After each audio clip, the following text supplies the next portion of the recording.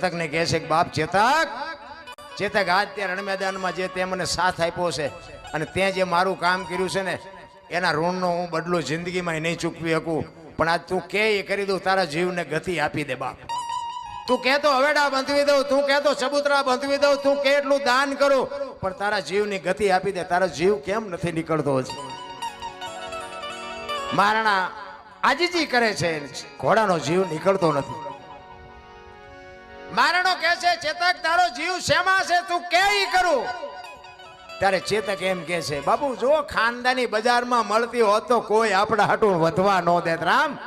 તેથી ચેતક એમ કે છે કે મને મરવામાં કોઈ વાંધો નથી, પણ મને અફસોસ એ વાતનો છે ઘરથી રણ મેદાન સુધી હું તને લાવ્યો ને ઘર સુધી પુગાડી ન હોય એનો મને અફસોસ છે, એટલે મારો જીવ નથી નીકળતો.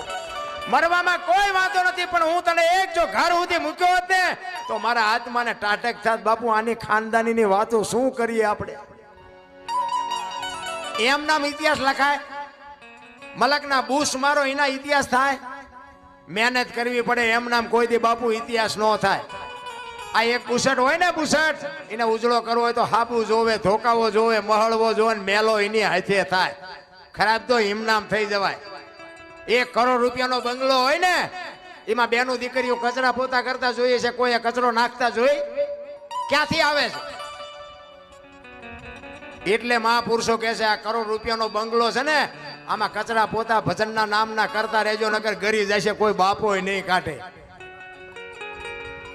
વાણી બાપુ સંતોની વાણી છે તો એક ટકોર છે, ટકોર. અને